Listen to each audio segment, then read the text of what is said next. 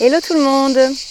Alors je viens de finir le cycle de mes 9 ateliers de l'année. Donc aujourd'hui on s'est retrouvés du coup dans la forêt. Donc c'est pour ça que je profite de ce super cadre pour vous faire cette vidéo et pour vous parler de quelque chose qui me semble vraiment très important et surtout un sujet qui a beaucoup de croyances et du coup je remarque voilà, qu'il y a beaucoup de personnes qui ont du mal à prendre soin d'elles parce que déjà on ne sait pas forcément comment faire, on ne sait pas forcément être à l'écoute de soi, de ce qu'on a envie, de nos besoins, tout ça. Bon, ça c'est un chemin, c'est un apprentissage et ça demande du temps bien sûr, mais au-delà de ça, il y a vraiment une grosse croyance, c'est si je m'écoute, si je prends soin de moi, je suis égoïste.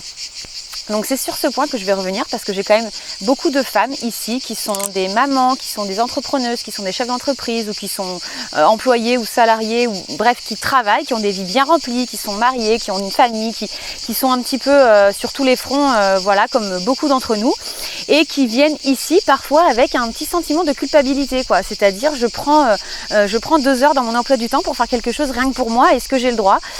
Et donc c'est sur ce sujet que j'ai envie de vous faire cette vidéo, puisqu'en fait, qu'est-ce qui se passe quand vous prenez du temps pour vous? Qu'est-ce qui se passe quand vous êtes à l'écoute de vous?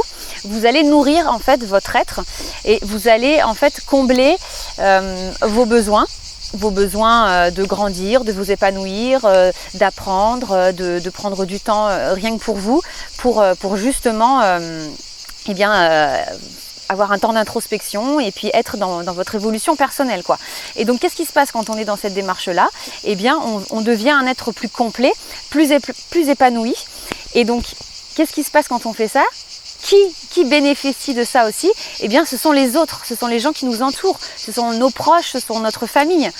Puisque si on est épanoui, si on est plus heureux, si on comble nos besoins, on ne va pas aller les chercher à l'extérieur, ce qui fait qu'on aura aussi moins de frustration de ne pas l'avoir de l'extérieur, puisque souvent c'est quand même ce qui se passe.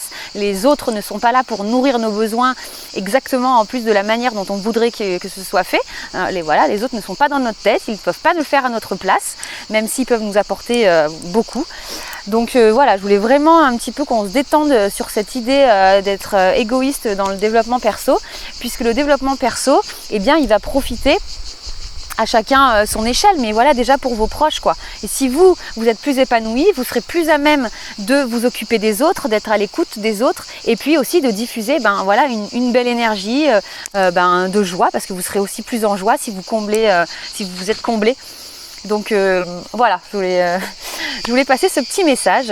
Prendre soin de soi, c'est pas de l'égoïsme. Vous serez quand même toujours disponible pour être généreux, pour vous occuper des autres, pour rendre des services. Mais avant de vous occuper de tout le monde sauf de vous, eh bien voilà, occupez-vous un petit peu de vous, de savoir vous de quoi vous avez besoin pour être bien, parce que si vous êtes bien, eh bien, vous serez de meilleures personnes pour vous occuper des autres, vous serez plus fort et vous diffuserez, vous transmettrez de meilleurs messages avec plus d'impact, puisqu'il n'y aura pas vos frustrations, voire même vos souffrances qui sont liées à vos besoins pas comblés ou qui sont liées à ce que vous recherchez tellement à l'extérieur ou à ce que vous donnez tellement à l'extérieur que du coup à l'intérieur, ça crée un vide.